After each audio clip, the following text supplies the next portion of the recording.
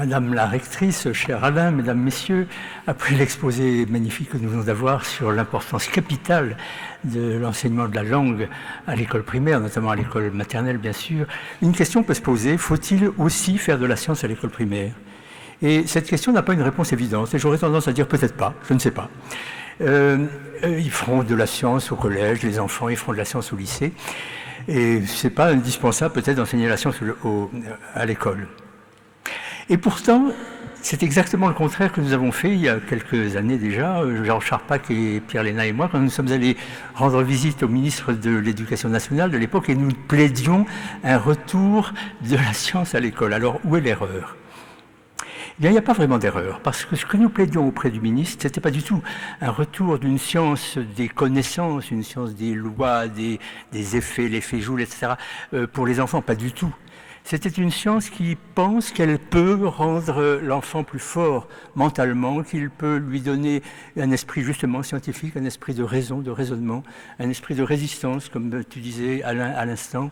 Et c'est de cela qu'il s'agissait pour nous dans un enseignement des sciences. Et en fait, nous étions dans le droit fil sans le savoir. Nous avons lu les textes de Jules Ferry beaucoup plus tard. Nous étions dans le droit fil de la pensée de Jules Ferry quand il écrivait...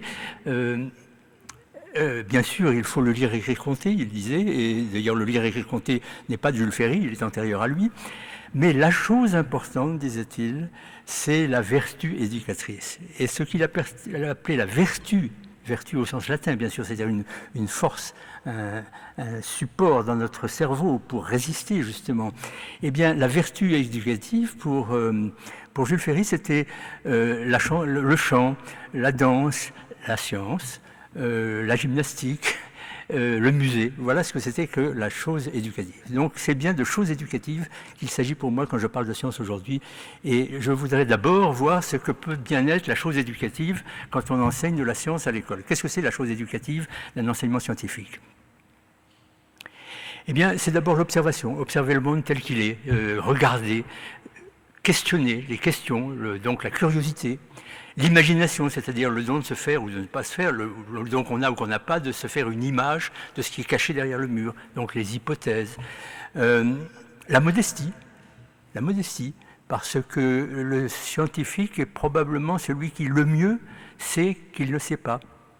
Et puis dernière vertu, mais pas la moindre, la vérité, la passion pour la vérité, la recherche de la vérité. Et c'est de ça que dans quelques minutes que nous avons, je voudrais vous parler parce que, au fond, le rapport entre science et vérité, à l'école, bien sûr, étant admis que nos enfants sont de plus en plus dans un monde qui bafoue la vérité, comme sans doute la vérité n'a jamais été bafouée autant. Donc c'est bien de ça que je voudrais, sur quoi je voudrais un petit peu évoquer ce que nous savons sur le rapport entre science et vérité. Alors, la vérité, qu'est-ce que c'est ? C'est une question qui a été posée dans un texte très célèbre il y a 2000 ans, et vous savez que la réponse n'a pas eu de question, la question n'a pas eu de réponse, et je penserais volontiers qu'elle n'en aura jamais. Pourtant, en science, la science, évidemment, a un rapport assez étroit quand même avec la vérité. On pense souvent que la science dit la vérité, bien sûr qu'elle ne dit pas la vérité, mais peut-être dit-elle certaines vérités, avec un S, certaines, des vérités. Et plus précisément, nous pouvons, en tout cas à l'école, morceler la vérité scientifique en plusieurs sous-chapitres qui sont assez différents finalement. Il y en a un premier, c'est la vérité absolue. Il y a une vérité absolue, c'est le théorème. Le théorème de Pythagore, personne n'a jamais pu le nier. C'est une vérité absolue, et c'est une vérité, cher Alain, qui nous met dans une pensée bloquée, dans une pensée comme tu ne les aimes pas, une pensée bloquée. Le théorème, évidemment, on ne va pas parler de Pythagore à l'école primaire, mais on lui dira 3 plus 4 égale 7. Et l'enfant devra comprendre qu'il a affaire, enfin on ne lui dira peut-être pas ça comme ça, qu'il a affaire à un micro-théorème. 3 plus 4 égale 7, c'est un petit théorème, c'est une vérité absolue. Et je plaide assez volontiers pour que l'enseignant, le professeur, emploie, quand il enseigne ce genre de choses, en mathématiques, à l'école primaire, même maternelle, eh bien je plaide pour qu'il emploie le mot de vérité, pour que l'enfant comprenne très tôt qu'il y a des vérités absolues, et notamment les vérités de ce que j'appelle à l'instant le théorème. Le théorème nous apprend une vérité absolue. Donc il y a dans la science une petite partie merveilleuse où il y a une vérité absolue. C'est probablement la seule qui existe dans, j'allais dire dans l'univers, c'est peut-être un peu beaucoup, mais dans le monde. Et puis il y a une vérité, deuxièmement, une vérité d'évidence, c'est-à-dire des évidences que l'enfant connaît avant même de venir à l'école. S'il lâche une pierre, elle tombe. La pierre tombe est une phrase de science. C'est ce que nous appelons un effet. Quand on dit l'effet Joule, c'est la phrase un courant qui passe dans un fil chauffe le fil. La pierre tombe est un effet. Et la science, pendant des millénaires et des millénaires, s'est constituée de l'accumulation sur la grande étagère du savoir de toutes ces phrases miraculeuses qui nous disent une vérité de la nature. Donc c'est des phrases d'évidence, c'est une vérité d'évidence. Le soleil est rond, il n'est pas carré, n'est-ce pas? Donc voilà, l'enfant connaît ces choses et il faut simplement peut-être les lui remémorer à l'école, mais ce sont des vérités d'évidence. Et puis il y a ce qu'on pourrait appeler troisièmement des vérités révélées. Alors révélées par qui? Par le professeur ou par le livre. Ce sont des vérités qui sont moins évidentes pour l'enfant que celles que je disais à l'instant, mais qui sont quand même des grandes vérités et qu'il doit apprendre quand même à l'école. Le soleil ne se promène pas dans le ciel, c'est nous qui tournons sur nous-mêmes. Voilà le genre de vérités révélées que l'enfant doit évidemment quand même connaître. Plus intéressant sans doute, il y a les vérités, nous avons une quatrième forme de vérité qui sont les vérités qu'on appelle quelquefois les vérités approchées. Je préférerais les appeler asymptotiques pour montrer qu'il y a une dynamique, qu'il y a un mouvement vers une vérité peut-être finale, comme une asymptote, n'est-ce pas? Une vérité asymptotique. Exemple parmi bien d'autres, car la science est bourrée de vérités asymptotiques, ce qu'on appelle la figure de la Terre, c'est-à-dire la forme de la Terre. Pendant des centaines, des dizaines en tout cas de millénaires, évidemment, on a dit que la Terre était plate, car elle est plate. Si on est dans la Beauce, c'est bien évident que la Terre est plate, elle ne peut pas être autre chose. Et puis, il y a eu sans doute des marins ou des hommes, des femmes près de l'océan, peut-être bien les Grecs, on dit que ce sont les Grecs qui ont vu qu'il y avait quand même quelque chose d'un peu courbe, et on a commencé à penser que la Terre était courbe. Et puis, il y a eu quelqu'un qui s'appelait Ératosthène à Alexandrie, 2e siècle avant Jésus-Christ, qui a dit, bon, oui, c'est courbe sans doute, mais la courbe la plus simple, la forme la plus simple qui est courbe, c'est la sphère. Donc, on énonce la Terre, on avance, vous voyez, vers une vérité. La Terre est sphérique, et il en calcule, il en mesure plus exactement le rayon. Et puis, il y a quelqu'un qui s'appelle Newton qui dit « Mais non, attendez, si elle tourne sur elle-même, je crois qu'elle tourne sur elle-même, eh bien évidemment, à l'équateur où ça va plus vite, elle va gonfler et elle va se rétrécir au pôle. Donc, non, ce n'est pas une sphère, c'est une sphère aplatie. » Et puis un géographe viendra pour dire « Mais non, vous plaisantez, c'est pas du tout une sphère aplatie. Il y a le mont Everest, il y a les Rocheuses, il y a le Mont Blanc, donc il y a des bosses partout, il y a même des creux, la mer Morte. Donc non, c'est une forme beaucoup plus compliquée que simplement une sphère. Mais au moins, dira-t-il, il y a quelque chose qui ressemble parfaitement à cette courbe, en effet, de la sphère aplatie, c'est l'océan. » Et puis quelqu'un viendra, c'est assez récent, pour dire pas du tout. L'océan est plein de bosses et de trous, et des grands trous, des immenses cuvettes dans l'océan, que l'on connaît bien maintenant, qu'on mesure par satellite, et qui font que, vous voyez, je poursuis une vérité sur la forme de la Terre, j'approche sans doute à chaque étape, mais à chaque étape je nie un petit peu, ou je mets de côté celle qui était antérieure, et ce qui va justifier des critiques dont je parlerai tout à l'heure sur la science. La science, à la limite, ne sait pas ce qu'elle dit, puisqu'elle renie ce qu'elle a dit auparavant. Et nous sentons bien en fait que nous avançons vers une vérité, c'est ce que j'appelle une sorte d'asymptote. Pour la forme de la Terre, je ne sais pas si on l'atteindra jamais, probablement pas, puisque ne serait-ce que pour la raison que la forme change sans arrêt. Donc probablement, voilà le type de vérité scientifique. Et la science, elle n'est presque que cela. Elle n'est presque faite que, à part les cas extrêmes que j'évoquais de la vérité absolue, eh bien elle n'est faite à peu près que de vérités approchées, mais quand même qui portent en elles de l'espoir, parce que chaque fois nous avançons un petit peu plus vers une vérité qui pourrait bien être finalement totale. Alors, y a-t-il une vérité totale ? Finalement, ces courses vers la vérité, avec des vérités qui sont quand même tout à fait révélées, la pierre tombe, il n'y a aucun doute là-dessus, vous voyez, il y a des vérités très fortes, il y en a qui sont un peu moins fortes. Allons-nous tout de même vers une vérité totale ? Alors si la question s'était posée à la fin du siècle précédent, à la fin du XIXe siècle, eh bien la réponse ne faisait pas de doute. La réponse était oui, nous allons assurément, nous saurons tout bientôt. Et il y a quelqu'un qui est très célèbre, c'est Lord Kelvin, c'est un grand physicien anglais, Thomson, Lord Kelvin, qui, vous connaissez sans doute la phrase, elle est très célèbre, a dit vers 1880, la physique, alors il disait la physique, nous dirions la science maintenant, la physique est la science dominante à ce moment-là. La physique, ou la science disons, a atteint sa complétude. Ça a atteint sa complétude. Il n'y a plus que quelques décimales à trouver encore. Vous voyez, les décimales, c'est loin là-bas. Il y a des petites choses que nous ne savons pas encore, oui, des petites broutilles que nous ne savons pas, mais nous savons à peu près tout. Donc, nous sommes tout près de la vérité finale.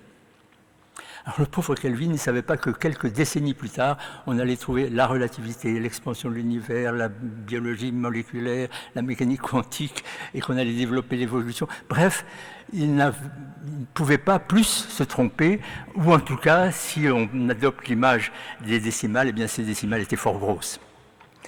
Et finalement, nous voyons bien que nous sommes bien loin de cette vision du XIXe siècle, et nous en sommes si loin qu'on pourrait donner l'image suivante. Pour des enfants peut-être. La science est comme une amphore, et comme la science est très beau, n'est-ce pas? Donc l'amphore est très belle, et nous versons dans la science la connaissance, c'est un nectar délicieux, c'est la connaissance et le savoir. Et à chaque découverte, nous versons une goutte de ce nectar dans l'amphore, et évidemment, le niveau dans l'amphore monte. Et finalement, peut-être que Kelvin n'avait pas tort, le niveau monte, et il va atteindre, un certain jour, il atteindra le bord, et nous saurons tout. Il s'était peut-être simplement trompé sur l'époque, il pensait tout près du bord, nous sommes peut-être un peu plus loin, mais Kelvin avait raison fondamentalement. Et nous saurons tout. Alors nous sommes très loin maintenant de cette vision. On peut reprendre cette image un peu enfantine de l'amphore. L'amphore encore, l'amphore est la science, c'est une amphore. Nous versons dedans le nectar merveilleux. On n'en a jamais autant versé que maintenant, on n'a jamais fait autant de découvertes que maintenant, mais il y a un mais extraordinaire, c'est qu'à chaque goutte de nectar que j'ajoute, bien sûr la quantité de nectar augmente, mais l'amphore se dilate. L'amphore se dilate si bien que nous ne savons même plus si le niveau du nectar augmente ou si peut-être il décroît.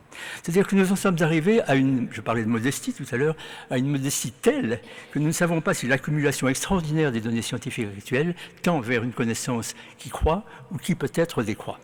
On n'avait sans doute pas du tout imaginé ça au temps de Kelvin. Alors maintenant, où en sommes-nous avec les enfants? Évidemment, nous n'allons pas leur parler probablement pas de l'amphore, nous n'allons pas leur parler de Kelvin, mais il faut bien voir comment nous pouvons aborder le thème de la vérité avec les enfants par de la science. Et d'une science qui, je le répète, ne soit pas simplement une science où on accumule des connaissances qui sont écrites au tableau ou qui sont dans un livre. Peut-être pourrais-je simplement donner un ou deux exemples très concrets. Nous sommes à Chanteloup-les-Vignes et à une école maternelle avec un maître extraordinaire. Et le maître a installé 2 verres sur la table, comme ici, il y a des verres, et il demande à la petite Isabelle, qui a 5 ans, de venir, et elle lui demande de remplir les verres, enfin de mettre de l'eau dans les verres, et il lui demande de mettre quelques gouttes d'encre rouge dans un des 2 verres et pas dans l'autre. Alors elle le fait, et puis il lui demande d'installer dans les 2 verres une marguerite dans chaque verre, une marguerite blanche. Et puis elle repart à sa table, on fait autre chose, on raconte peut-être une histoire comme celle qu'on vient d'avoir, et puis 20 minutes, une demi-heure après peut-être, il redemande à Isabelle de venir, et il demande à Isabelle de regarder les marguerites, et Isabelle, stupéfaite, regarde une des 2 marguerites et dit « Oh, elle est rose ». En effet, une des 2 marguerites, j'étais là, et je peux témoigner qu'elle avait raison, il y avait une des 2 marguerites qui était rose, un peu rosie. Et alors le maître dit oui, tu as raison, elle est rose, c'est une vérité, c'est une toute petite vérité, la marguerite est rose, mais qu'est-ce que tu en dis de plus? Et alors, extraordinaire, la petite Isabelle dit, mais maître, l'eau, elle est montée, et l'eau, normalement, ça coule. Alors vous voyez, voilà la petite fille, elle avait découvert une vérité paradoxale, une vérité absolue. L'eau était montée, on ne pouvait pas le nier, la marguerite a circulé dans la classe et donc tous les enfants ont pu voir. Vous voyez comme c'est important que les enfants voient par eux-mêmes la vérité, qu'ils la touchent, qu'ils la voient, qu'ils l'entendent et qu'ils la comprennent dans leur cerveau. La marguerite était rose et l'eau avait donc monté. Ce qui est tout à fait anormal, mais c'est une vérité de la nature. Alors évidemment, la suite, vous la devinez, le maître avait fendu un petit peu la tige, et puis il l'avait ouverte, il avait demandé aux enfants de venir voir sur était-ce un microscope optique ou une loupe binoculaire, je ne sais plus du tout, mais on voyait les petits canaux, n'est-ce pas? Et il leur a dit, voilà, vous saurez comment ça se passe plus tard, mais il faut que vous sachiez que l'eau, dans un tout petit canal, ça monte, ça s'appelle la capillarité. Et alors j'ai trouvé ça aussi merveilleux de ce professeur, c'est qu'il leur a appris, il est obligé d'apprendre un mot difficile, et je crois tout à fait à l'importance que les enfants apprennent des mots difficiles, des mots nouveaux. Ils ont répété 10 fois le mot capillarité, et je pense que maintenant, ces enfants qui doivent avoir 20 ans ou 25 ans, je pense qu'ils se rappellent encore le mot capillarité. Voilà un exemple d'enfant qui touche une petite miette de la vérité du monde. Et il la touche au sens vrai, c'est-à-dire qu'il la touche, où il la voit, où il la sente, et ce n'est pas quelque chose qu'on leur apprend, je répète, dans un livre ou sur au tableau. Deuxième exemple, et ce sera le second, pas le deuxième, ce sera le second, il y en a deux. Deuxième exemple, nous sommes à Murs de Bretagne. C'est une petite ville qui est au sud de Saint-Brieuc, et là nous sommes en 6e. Alors c'est plus du tout les enfants de primaire, mais l'idée est un peu la même. Et le professeur plutôt, me dit que ces enfants se sont posés, ce sont beaucoup des enfants d'agriculteurs. Par là, on cultive des haricots, et notamment un haricot particulier qui s'appelle le coco de Paimpol. Je ne savais pas avant, mais il y a du coco de Paimpol. Et les enfants s'étaient interrogés, paraît-il, moi je n'y étais pas, peut-être un mois auparavant, sur la question, mais comment est-ce que ça pousse un coco, un haricot, disons, est-ce qu'il faut du soleil? Est-ce que c'est de la chaleur? Est-ce que c'est de la lumière? Bref, ils avaient réduit la question à une question très simple. Est-ce que la lumière joue un rôle important dans la pousse des haricots? Et ils avaient organisé eux-mêmes, et tout ça c'était bien avant que je vienne voir, une petite expérience remarquable de simplicité et de rectitude. Sur une table, ils avaient mis des petits pots, ils avaient mis des cocos qui étaient tout petits. Ils avaient mis une grosse boîte en carton que le carrefour local leur avait prêté. Un papa avait mis un néon dans la boîte. Et vous devinez la suite. Avec un bouton, les enfants pouvaient soit faire la lumière, soit laisser l'obscurité.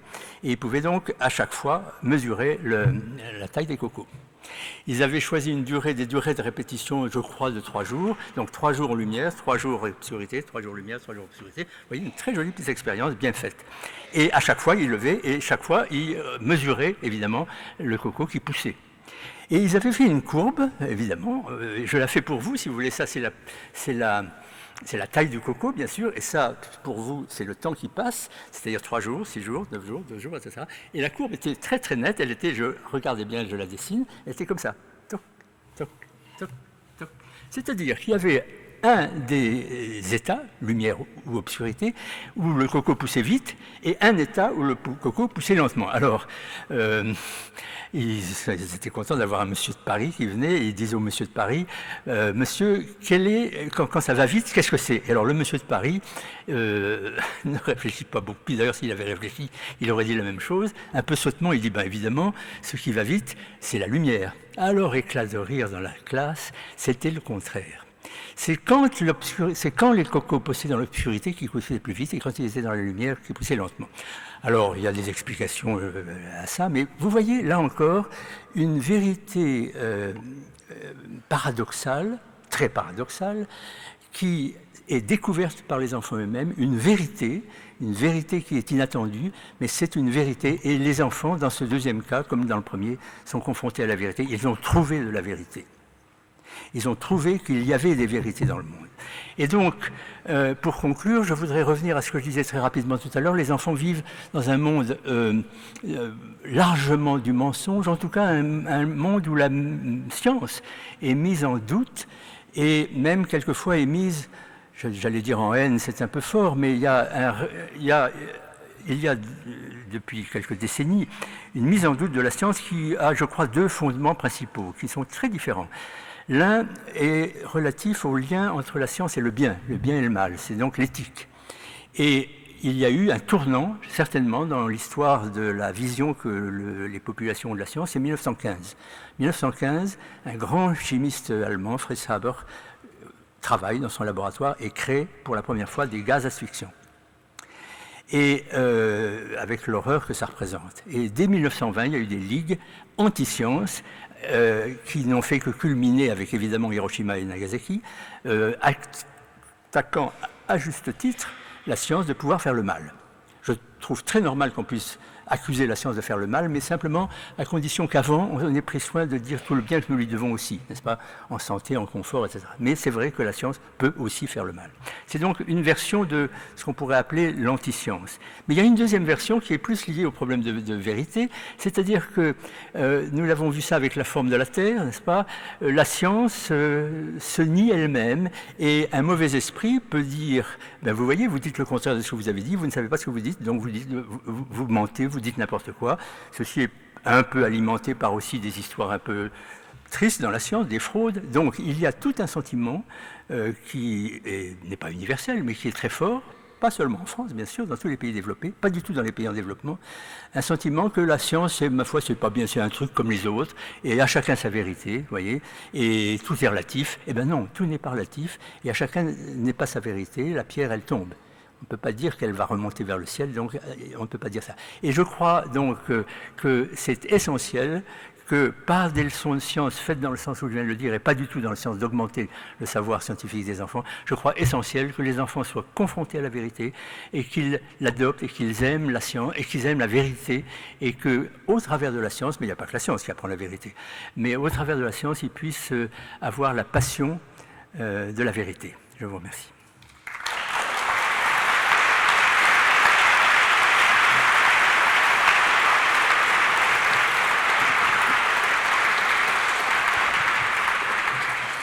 Merci Yves, merci beaucoup. Ça m'a rappelé toutes nos conversations quand nous avons eu la chance tous les deux de rédiger ce livre qui nous a passionnés. Et cette idée finalement, j'en parlais à Cynthia Fleury tout de suite, que l'évidence n'est pas quelque chose en quoi on peut avoir toute confiance. Le fait qu'on mette en cause l'évidence est quelque chose d'absolument essentiel. Je vais me retourner vers nos amis et vers vous, chère madame, puisque je vous avais privé de parole pour questionner Pierre Péroz. Allez-y. Alors, moi je me posais la question justement de la place des sciences plutôt à la maternelle. Je suis enseignante en grande section. Vous aviez commencé votre intervention en disant que votre vie et la science était-elle indispensable? Peut-être pas. Moi, ce que je constate dans la classe, c'est que les sciences sont quand même ce qui rallie le plus les enfants en termes d'intérêt sur les projets. Donc voilà, je me posais la question, à votre avis, quelle est la place de la science? Et notamment, est-ce que ça se situe bien au niveau de la vérité d'évidence? Est-ce que c'est à ce niveau-là qu'on travaille avec les enfants en maternelle? Alors je pense que vous avez compris que j'aime que la science soit présente à l'école maternelle. Isabelle avait 5 ans dans une école maternelle à Chanteloup-les-Vignes et dans l'école primaire, bien sûr. Et c'est ce que nous avons plaidé auprès du ministre. Je voulais simplement dire qu'une science qui serait simplement une collection de faits, des faits Joule et de ceci et de cela mis au tableau, me semble tout à fait inopportune. Elle peut venir. Je disais qu'il faut quand même apprendre aux enfants un certain nombre de vérités que j'appelais révélées. Mais la science doit être évidemment présente à l'école primaire et à la maternelle. Alors, dans quel sens? J'ai privilégié le thème de la vérité, mais il y en a beaucoup d'autres, je les ai un petit peu égrenés très vite. Il y a l'observation. Beaucoup d'enfants n'observent pas très bien.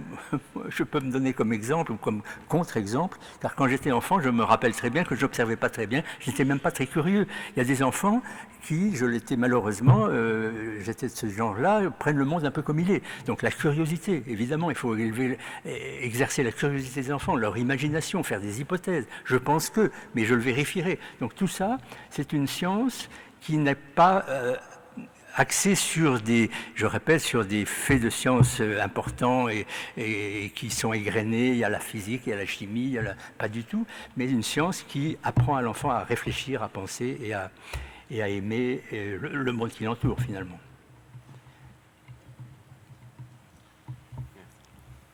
Alors moi, ça sera moins une question, moins une interrogation qu'une remarque. Moi, j'avais l'impression que l'école est mise actuellement sous pression sur la question des sciences par plein de choses dans la société. Le fait que nos élèves soient très liés aux écrans, aux réseaux sociaux et à tout un ensemble de fake news ou de théories du complot qui arrivent à l'école et sur lesquels ils n'ont pas toujours des moyens de réflexion critique. Et je partage tout à fait l'idée que vous avez dite de les armer pour une résistance contre une forme d'obscurantisme, mais aussi, très souvent, ils sont porteurs d'idéologies qui sont contraires ou contre-intuitives ou contre la science. Ils sont souvent adeptes d'une pensée magique. S'il pleut, c'est Dieu qui fait pleuvoir. Si j'appuie sur ce bouton magique, ça fait de la lumière, mais je ne cherche pas à comprendre comment les choses se passent. Et puis peut-être aussi, ils sont face à des sources multiples d'informations et ils ne démêlent pas le vrai du faux. Et là, je crois que nous avons aussi un effort à faire pour les armer sur un regard critique des sources auxquelles je peux avoir confiance ou pas. Voilà, donc pas de question, mais j'ai l'impression que nous avons une grosse pression actuellement qui est sur nos épaules. Oui, je la connais en effet. Je disais rapidement que les enfants vivent dans un monde où la vérité est bafouée, les fake news, les bobards, les effets magiques. Effectivement, il y a, paraît-il, un retour à la Terre est plate actuellement, etc. etc. De façon plus grave, le vaccin, sous le prétexte probablement vrai qu'il a tué, telle année, 20 enfants, et c'est vrai que tout médicament peut tuer, mais en oubliant qu'il a sauvé 500 millions d'autres, eh bien, on a pu vacciner son enfant, etc. Donc je crois que l'école, comme vous le dites, a un rôle extrêmement important à jouer pour que l'enfant, au moins, soit conscient des vérités du monde et qu'il doit juger avant de se laisser aller à des... Alors, les écrans sont à la fois excellents et terribles. Ils sont excellents quand moi je vois avec mes petits-enfants quelquefois des expériences magnifiques faites à l'écran, mais je vois des folies absolues, des démences absolues. Donc voilà, l'école a un rôle énorme à jouer. Oui. Nos résultats dans les classements internationaux autour des sciences ne sont pas forcément les meilleurs. Selon vous, donc, moi j'ai retenu dans votre discours qu'il fallait axer sur l'observation, que laisser le temps à nos élèves d'observer en classe, de provoquer ces situations-là. Quelle autre piste encore pour les enseignants en classe, pour qu'il y ait cette envie, et puis cette envie aussi, vous en parliez tout à l'heure, qu'on peut se tromper aussi. D'amener les enfants à cette réflexion où on peut se tromper, et puis c'est pas bien grave, et puis on va rechercher, on va émettre d'autres hypothèses. Alors quelles seraient selon vous les pistes intéressantes à exploiter dans ces domaines? Alors, nous avons lancé il y a longtemps une opération qui consiste à mettre en présence le monde de l'enseignement primaire et le monde de la recherche, qui sont deux mondes qui étaient complètement déconnectés jusqu'à présent, sauf éventuellement question familiale, mais en gros complètement déconnecté. Je crois que, alors c'est une réussite partielle, mais il y a maintenant 2 ou 3 000 scientifiques dits de haut niveau, c'est-à-dire des bons scientifiques, qui acceptent de répondre par téléphone ou même directement, s'ils sont proches, à toute demande d'un professeur d'école sur un sujet donné. Donc le professeur peut nous téléphoner, voilà, l'enfant m'a demandé pourquoi le ciel était bleu, moi je ne sais pas répondre, ce qui est tout à fait normal, tout à fait normal. Est-ce que vous pourriez m'aider? Alors on le ou la dirige vers monsieur un tel ou madame un tel qui va répondre. Bon, le point important, je crois, c'est que le maître, le professeur d'école sache, et ça c'est très difficile, je crois, dire je ne sais pas. Il a tout à fait le droit, et plus que le droit de ne pas savoir. Personne ne sait tout, et il a fait des études souvent littéraires, donc il ne sait pas pourquoi le ciel est bleu. Il pourrait être violet, le ciel, ou il pourrait être vert. Pourquoi le ciel est-il bleu? Eh bien, je crois qu'il faut savoir dire je ne sais pas, et puis nous verrons ça demain ou après-demain. Mais il ne faut pas, à mon avis, chasser ces questions indiscrètes sur le monde qui nous entoure. Je crois qu'il faut savoir dire je ne sais pas, qui est la phrase fondatrice de la science. La science est fondée sur la phrase « je ne sais pas », pas du tout sur « je sais ». Si on savait, on ne ferait pas de science. C'est « je ne sais pas, mais je voudrais savoir ». Donc je crois que le maître d'école, le professeur d'école, il est dans la même... il n'y a pas de paroi véritable entre un chercheur et un professeur d'école. C'est la même idée que nous allons vers une vérité, vers plus de clarté, plus de vérité, et simplement il a des mots un peu différents, donc elle doit savoir dire je ne sais pas. Et puis on en reparlera demain, après-demain. Mais je reconnais que c'est difficile, parce que l'élève va aussi bien rentrer chez lui en ricanant, en disant à ses parents « Ah, il ne savait pas, ah, elle ne savait pas. » Donc c'est pas facile, mais je crois qu'il faut y venir. Donc de la modestie avant tout, alors. Et de la modestie avant tout, absolument. Non, pas d'autres questions. Moi, j'avais une question.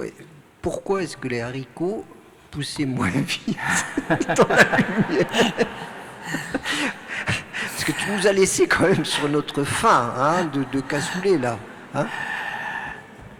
Alors, je ne vais pas savoir répondre, figurez-vous. C'est-à-dire que, évidemment, la durée de répétition choisie, qui était, je crois, de 2 jours ou 3 jours, je ne sais plus très bien, était bien choisie, parce qu'il est bien évident que si la durée était de 8 jours, les haricots, dans l'obscurité, ils mourraient. Donc, c'est très subtil. Moi-même ne le savais absolument pas, et c'est pour ça que j'ai dit ça pousse plus vite. Les enfants étaient tellement contents de voir que je me trompais, et j'ai dit ça pousse plus vite quand il y a la lumière. Alors, j'ai demandé à un collègue botaniste, il m'a donné une réponse très compliquée. Hein. Mais en gros, pendant qu'il y a la lumière, il y a une sorte de force énergétique qui se rassemble dans la plante, et pouf, pendant l'obscurité, ça pousse. C'est très curieux. Mais je ne peux pas donner l'explication. S'il y a un botaniste ici, ou une botaniste, il sera bienvenu. Mais je peux vous assurer que l'expérience était comme ça. C'est comme ça, voilà. Donc, l'expérience était comme ça. La vérité, c'était ça. Voilà. Très bien. Merci beaucoup, Yves. Merci.